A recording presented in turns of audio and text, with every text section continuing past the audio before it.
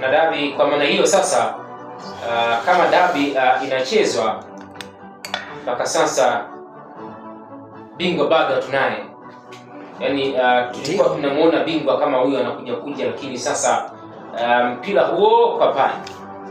Bingwa bado hajapatikana kwa sababu mechi ya dabi bado. Lakini pia nilitamani wakati nakwenda kumweleza bingwa, kwa sababu ya kiporo hiki cha dabi kuna uwezekano mkubwa hayupo.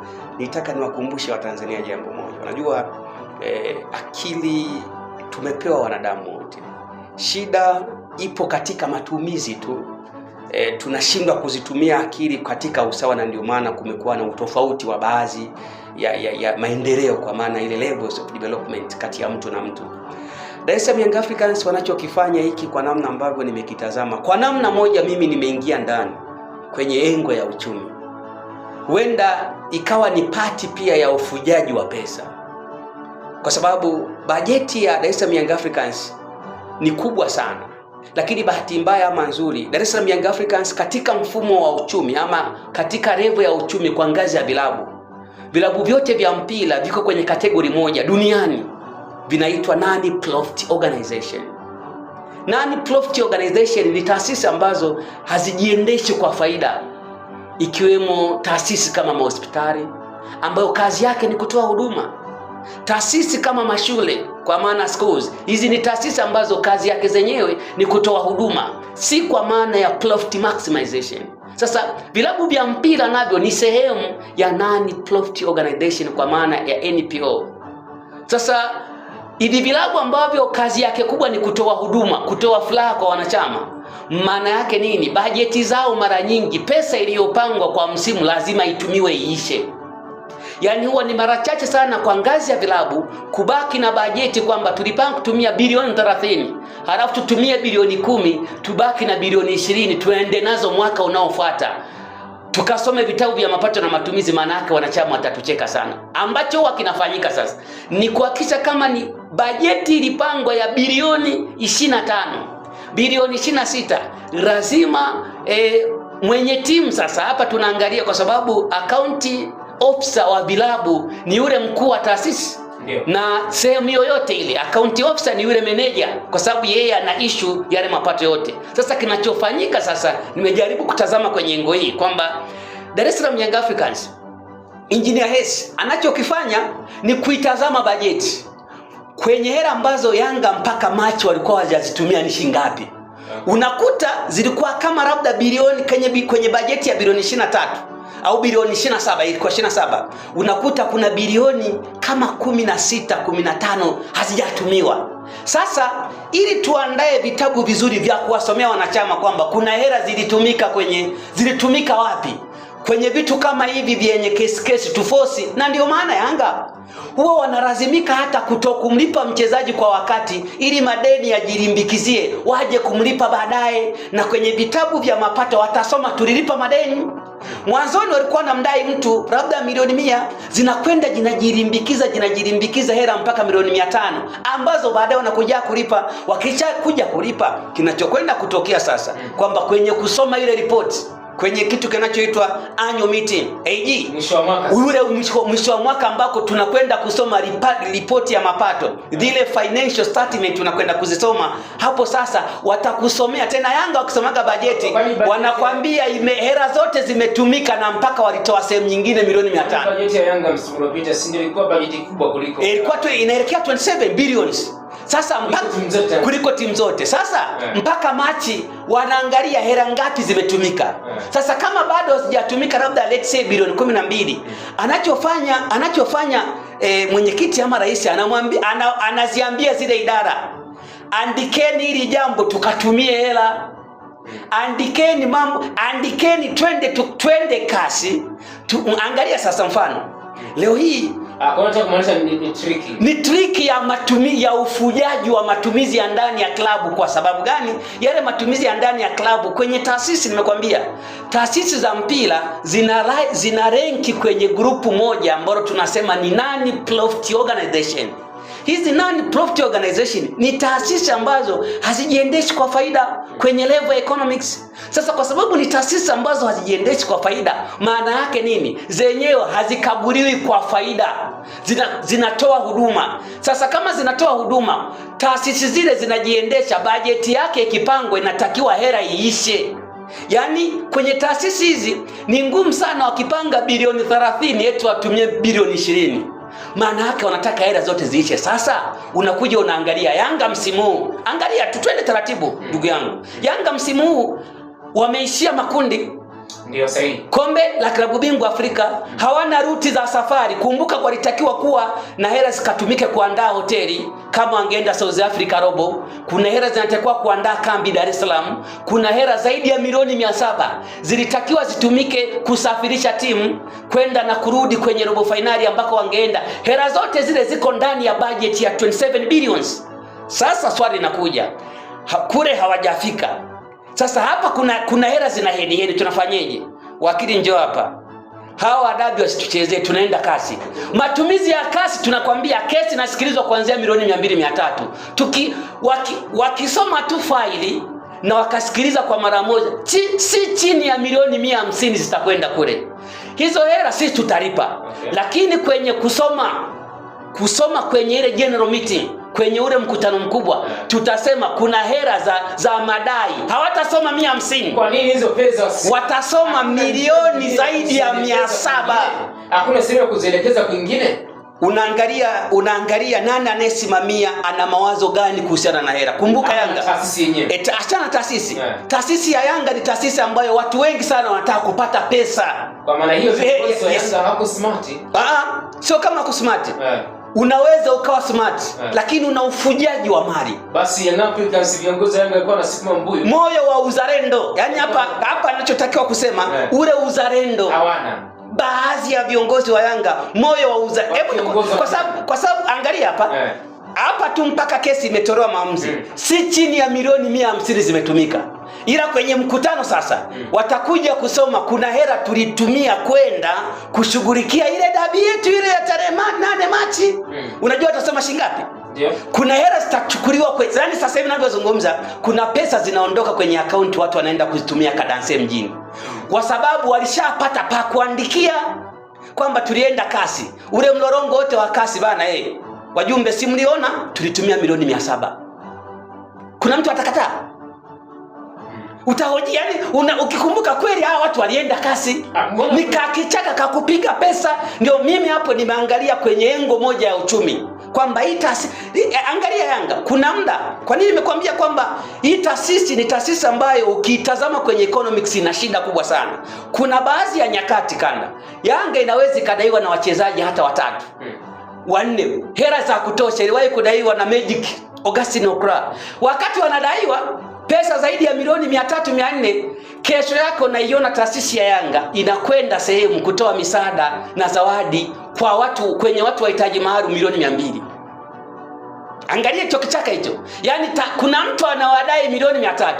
Hawampi zile hela, wananunua sukari, wanakwenda kutoa vitu mahitaji maalum kwenye sehemu fulani.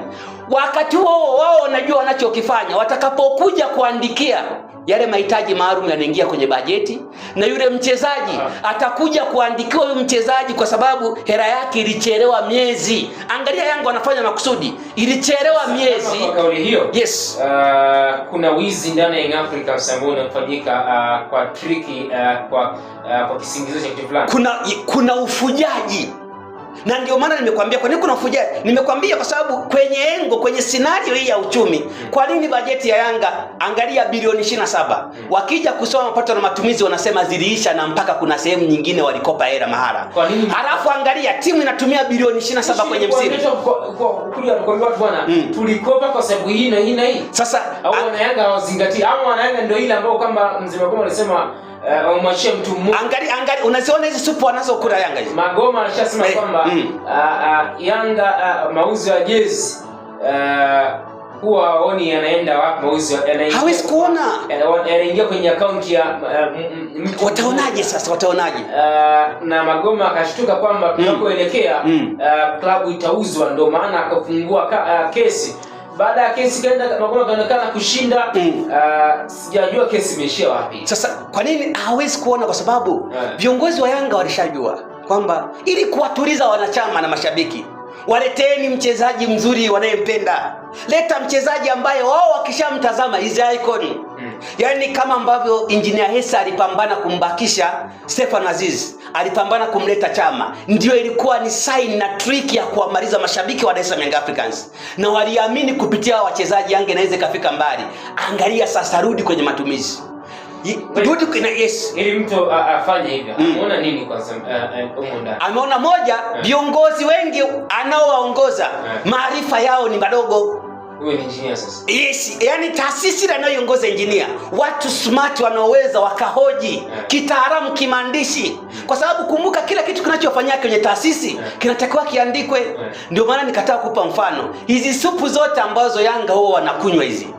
Wanakunywa, wanaweza akaambiwa gharama yake ni milioni labda kidogo, lakini kwenye ule mkutano mkuu hela ya supu na mambo mengine itasomwa zaidi ya bilioni 4. Hebu angalia, milioni 4,000 na ng'ombe waliowahi kununuliwa mara 8. Kwenye bajeti. Ndio. Kwa sasa hela zinatoka wapi zile? Liko kwenye ndani, zinatoka wapi? Supu iko ndani ya bajeti ndio. Kwa sababu yani hela ya ng'ombe hata waraki hawezi kutoka nje na bajeti. Iko ndani ya bajeti ambayo hawa watakuja kusomewa. Yanafanyika yote haya, wanakuja kusomewa hela ndefu, kwa sababu yani kuna watu hapo wameingia Dar es Salaam Young Africans kama viongozi. Ni platform ya kutengeneza pesa. Ni achana na uongozi, ni sehemu ya baada ya mimi kutoka hapa. Hii timu sina wanachama? Ina wanachama ndio. Wanachama hawalitambui. Wangapi wanachama wako smart wanaweza akamhoji engineer? Tuanzie hapo. Yaani twende taratibu. Ni mwanachama nani ambaye yuko smart anaweza akaenda, tuanze na yes. Ngoja nikusikie. Wachukua wanachama wa Yanga. Waweke pale wahamishe, wachukue wafanye washabikie Mbeya City yopa na ligi kuu leo. Waweke kule. Waache au wanachama wa Mbeya City. Chukua wanachama wa Simba wale, waweke hapo, kiongozi nao ndo engineer, kiongozi ndo engineer. Wanachama tunaona Simba ndo engineer. Ama wachukue wa Yanga wale wapeleke kule Msimbazi kwa mwage, afu wahamishe wale wa Simba, kiongozi wao engineer, afu wa Simba waache na viongozi wa Yanga waache na viongozi kule. Unadhani kuna kitu kitabadilika ama mambo yataendelea kwa vile vile? Kuna mmoja anaweza akapata tabu sana. Kuna mmoja hawezi kuongoza. Hawezi kuongoza. Yaani kuna watu hata atashindwa kuongoza. Kwa mfano nani? Yaani mfano Dar es Salaam Simba. Wale mashabiki zake wale. Ukimpeleka Engineer Hersi kwenye management, kuna kitu kinaitwa reading. Kiongozi anaongoza. Ndio maana anakuwa na powerful ya kutoa directives. Kwamba atakachokisema moja kiwe ni kwenye dila, ili kisikutane ya klabu, ili kisikutane na mapingamizi. Kwa sababu kiongozi ukianza kuona unachokizungumza watu hawakielewi, nenda kajitathmini namna unavyoongoza watu. Kwa sababu unavyokuwa unaongoza watu wao wanaanza kwanza kumpenda kiongozi. Yaani kama utawaongoza kwenye njia sahihi, wanakupenda kiongozi wao. Wakishakupenda kiongozi wao, wanakubali wewe waongoze. Ni ngumu sana kuongoza watu ambao hawakupendi. Maana yake utakutana na everyday resistance. Sasa kama huwa wanaanza kwanza watu kumpenda mtu, ndio wanasema yes, huyo atuongoze. Maana yake nini? Kiongozi lazima uwe na powerful ya direction utakachokuwa nakisema. Sasa engineer yule ukimpeleka pale Simba, wanachama wa Simba wanataka kuyaona mabadiliko na kuiona Simba ikiwa timu tishio Afrika. Moja la kwanza. Maana yake sasa rais wa Dar es Salaam Young Africans atalazimika kuja kuwa na directive kubwa za Afrika na sio vitu vingine. Na kama atakuja na directive kubwa za Afrika, maana yake anatakiwa kuja na mpango sahihi wa kufanya sajili za wachezaji bora, sio kwenda yeye anavyoendaga na ndege, mchezaji anamfuata yeye, anamleta wachezaji anaowajua yeye. Kwa sababu engineer alishawahi kumleta mtu mmoja, nakupa wachezaji wawili tu. Kuna mchezaji mmoja anaitwa Chiko Ushindi, alafu na Hawi Ikara, Yaani kuna wachezaji ambao injinia akikaa akiwaona anasoma anaangalia simu yake. Akimuona mtu simu inanyanyuliwa kwamba mchezaji aje. Sasa katika nadharia hiyo Simba waendi hivyo. Simba kwenye sajili wanafanya mchakato, inatumwa timu, inaweza ikaongozwa na baadhi ya watu. Yaani kuna watu ambao wanakwenda hata kama atakuwa ni mtu mmoja, lakini inatumwa timu kwa ajili ya kufuatilia sajili. Sasa kwa nini anaweza akapata tabu injinia akiwa Simba? Kwa sababu moja, Simba inahitaji maendeleo makubwa. Kama timu itaishia robo kama ilivyo itaishia makundi hata kuelewa. Kumbuka Mo Dewji ni mtu mkubwa sana barani Afrika. Ni moja tajiri mkubwa sana. Lakini Kigwangara yani yuko nyuma ya mgongo wa Mo Dewji. Yani ikitokea Simba imesheki anakuambia tuacheni timu hii. Wako watu wana pesa wanataka kuja kuwekeza. Yani kuna mtu mmoja tu huwa akienda mtandaoni anaenda anawasumbua viongozi wote wa Simba. Kuna muda mpaka mzee Magoma mzee wetu Murtaza Mangungu huwa harari. Yani ikitokea tu kuna vitu wameenda tofauti. Sasa huyu injinia ambaye watu wakitoa maoni anasema kuna mtu anajifanya anaumia ametoka kula amekula nini? Miogo kule. Uambie hivi watu wa Simba. Hawezi kukuelewa. Sasa uzuri wa watu wa Yanga sasa bahati mbaya watu wa Yanga kwanza wengi umri wao umeenda. Lazima pia tufanye classifications. Mashabiki ile fan base kubwa ya Yanga ni aged fan base. Watu kuanzia miaka 40. Angalia hata hapa ndani pima. Kati ya vijana wote tulioko hapa tunaofanya kazi GMCL kwa Nabii David Mpanji, mashabiki wangapi wa Yanga vijana? Wangapi? Pima hapa. Yani wanzie kupima hapa. Mashabiki wangapi wa Yanga wazee? Pima hapa. Utapata majibu. Sasa kwa sababu ni wengi wao umri umeenda na vijana wachache manake nini? Ni watu wa ndio mzee. Mashabiki wa Yanga wengi ni wa ndio mzee. Wao wanachotaka klabu yao icheze iwe bingwa Tanzania wamemaliza. Haya mambo mengine ni baadaye. Wanaisimamia klabu kama chama cha siasa. Bahati nyingine mbaya ambavyo Yanga inaongozwa, yani ile klabu wanaipepeta kama chama cha siasa. Kwa sababu mimi nilijaribu kuangalia kitu kimoja, na ndio maana kanda huwa nakwambia kuna muda mimi huwa nachukia sana hii ngozi yetu hii nyeusi ambayo sisi tumeumbwa. Sichukii kwa sababu sisi ni Afrika. Nafika sehemu na kuwa nachukia kwa sababu sisi Waafrika wengi maarifa yetu ama ubongo tuliopewa na mwanadamu na Mungu hatufanyi kazi. Tunakuwa tumepewa ubongo na kichwa kwa ajili ya kwenda kulala tu na kuwaza mambo ya ajabu. Hebu mfano, Engineer Hersi aliamua na Dar es Salaam Yanga kwa maana ya ukubwa wa timu, wakaandika shauri, wakapeleka kazi na wakawaeleza wanachama hatuchezi. Eti wanachama na mashabiki wote wa Yanga hakuna mtu aliye spectrate kamba hatuko sawa, hatuwezi kushinda, akahoji akamwambia engineer. Yani mashabiki wote wa Yanga kila sehemu ndio. Hebu pima hiyo scenario. Yani hakutokea hata mtu mmoja aliyepima akaona kwamba hapa sisi hatutoboi, akamwambia rais. Shida ni kwamba pale Young Africans. Young Africans. Ikitokea mtu mwingine amezungumza kwamba hatuchezi, mtu mwingine hatakubaliwa. Yani ikitokea mtu mmoja ametoka sema kwamba hatuchezi, hatasikilizwa. Na ikitokea mtu mmoja akasema kwamba tunacheza ama hatuchezi, jua nchi yote wana mashabiki wa Young Africans wanafuata mkondo huo. Ambaye ni rais ni engineer. Yani sasa kwenye nadharia hiyo kwa nini akisema tunacheza? Kwa nini wasije kuchambua? Na siku moja shabiki wa Simba aliniambia kwamba kitu ambacho pengine engineer huenda akawa amekiwini kwa mashabiki wa Young Africans ni mwanamchezo ambaye alikuwa ananiambia hivyo, ukiweka pembeni ushabiki wake ambao pia alikuwa nao. Kwa sababu yeye pia ndo anapita katika matawi yote huko Simba, Yanga, changanya kila sehemu. Ananiambia kwamba kitu ambacho yeye amekiwini engineer, unaona akaniambia kanda, unaona bwana kanda, ndio maana pengine unaona Young Africans kitu kikizungumzwa kinaenda viral ama kinasimamiwa kidete. Engineer anatumia matawi ya Young Africans yani matawi yote ya Mbeya, viongozi wote hawa nao akiambia bwana pushini ili jambo liende hivi. Dar es Salaam ili jambo liende hivi.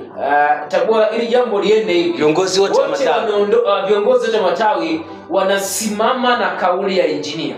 Haijalishi hiyo imepinda pinda, imenyoka, kama haijanyoka utajua wewe. Ila ndio utaona matawi yote yanasimama katika mlengo mmoja. Kwa nini hawafanyi? Kuna kitu kizuri sana unapotaka kufanya jambo kuwa positive kwenye maisha ya mwanadamu. Kuna kitu kinaitwa idea screening. Yaani unapokuwa na jambo kichwani unawaza jambo, kuna mtu amewaza jambo amelileta mezani, lazima kuwe na mchakato wa kujaribu kulipitia lile wazo, kuona hili wazo linaweza likazalisha kitu ama lisizalishe, na kama litazalisha linaweza likazalisha positive kwa kiwango gani. Sasa na kama litazalisha idea screen, kwa nini hawa wanachama ulivyosema wanapokea kauli ya engineer hawafanyi idea screening and idea scouting? Kwa nini? Viongozi watawi wako ngapi? Wapo 10 same fulani na pale 10 kwa sababu hao wanakuwa na wanachama hizo wana chochote kitu cha kupush hilo jambo. Utafikiria kwamba wakapewa, yani ile wakati wanapewa jambo na M-Pesa ikasoma siku 100 hilo jambo liende. Sasa mwisho wa siku angalia, sasa mwisho wa siku ndio haya hapa ni kuzalilishana kama ambako kunatokea hivi. Leo watu waliokuwa na tamba mtaani hatuchezi, tunaenda kasi tena, ile kasi itawanyosha Simba na shirikisho ile. Yani Simba atakiona cha moto hawa TFF. Kuna watu walikuwa wanazungumza kwamba kwa sababu sisi tunakwenda tunataka ile kasi iwanyoshe viongozi iwanyoshe viongozi wa Tanzania kwa maana bodi ya ligi. Nikawa nawaambia nani Kanda ulishaye kumuona mtoto akapeleka kesi kwa baba yake, kesi ya baba mdogo wake kwamba amemtukana, halafu baba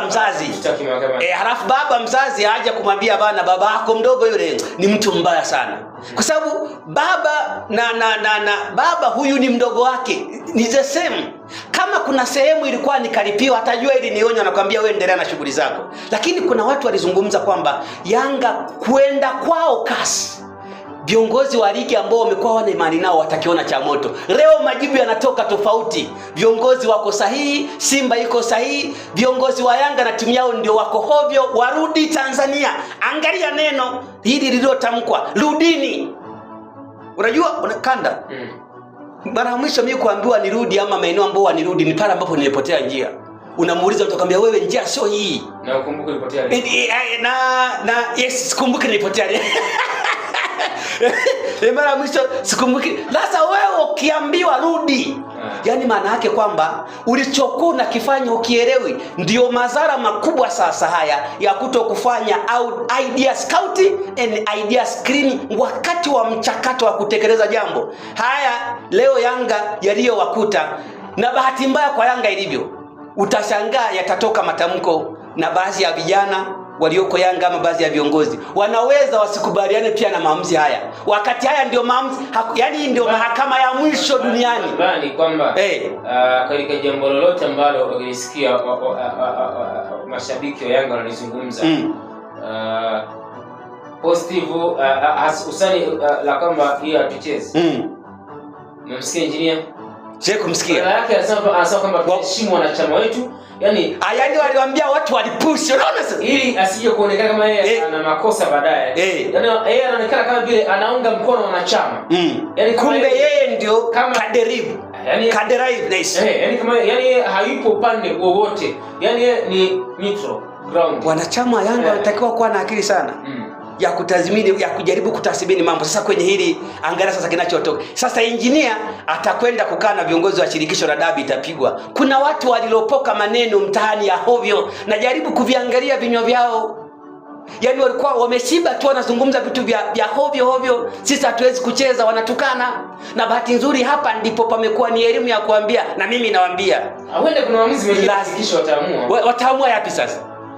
Yaani naambia mimi mashabiki wa Yanga wawe wanachambua kauli na kauli kwamba Young Africans kwa maslahi mapana ya mpira wetu tumeamua kucheza mechi. Sasa hao waliozungumza hatuchezi waliokuwa wanapanda mtaani hatucheze. Na wenyewe taunga hoja mkono kwa master mapara tunacheza. Kwetu Tanzania tucheze mechi. Mimi kwa mtu wa namna hiyo nakwambia, kama uliwahi kumsikia mtu kuwa naye makini, maana anakosa usmart. Na hatima ya hili ipo mikononi mwa bodi ya ligi na TFF, ama iko mikononi mwa TFF, sio mwa Yanga tena wala mwa Simba wala mwa Kasi. Kasi yeye ishajiondoa. Penalty amekuwa kupiga. Amesema mpiga penalty ni TFF. Na TFF anakuja na ratiba tu. Mna kingine? Alafu yaani kama nikisikia tena kauli ya hatucheze yaani nitashangaa, kwa sababu sasa hivi ile mahakama aliyoenda hakuna mahakama nyingine. Si watasikiliza kwa hakuna mahakama nyingine. Yaani hakuna mahakama nyingine. Sana baada ya hapo wanataka sasa wao kuadhibiwa zaidi. Okay. Na sidhani kama kuna kiongozi yuko Yanga kuiona Yanga inaondoshwa labda kwa alama 15, kuiona Yanga kuna vitu inanyang'anywa kwa sasa. Yaani sasa akili sawa sawa. Young Africans ina guide kwa jambo moja tu, kucheza na sio vinginevyo. Wanachama wa Yanga na waomba Kigomea, manake kuna kanuni ya kushuka. Na waomba wanachama wa Yanga na mashabiki, tumieni maarifa makubwa sana mnapojadili mambo ya timu yenu. Timu yenu inapitisha baadhi ya mambo kinyume kwa ajili ya ufujaji wa pesa. Wanakuwa wao hawajui. Hii yote hii imeenda kasi, watu wapige pesa baadaye. Angalia mfano, kuna watu walitembea na Mzee Mpidi kusajili wanachama. Watu walikuwa wanalipa zaidi ya 20 mpaka 35 wanachama wapya kidigitali. Hatujaambiwa wamefikisha shingapi, na hatujaambiwa kwamba kwa sasa wanachama ambao wako kwenye mfumo wa Dar es Salaam Young Africans ni wangapi, na mashabiki zao na fan base imekaa tu. At the end watakapokuja kusoma pato na matumizi, hizi za wanachama hizi hazitaingizwa kwenye mfumo wa kusomewa. Bwana, hatari sana. Hilo ni Young Africans, msikilizaji, ambalo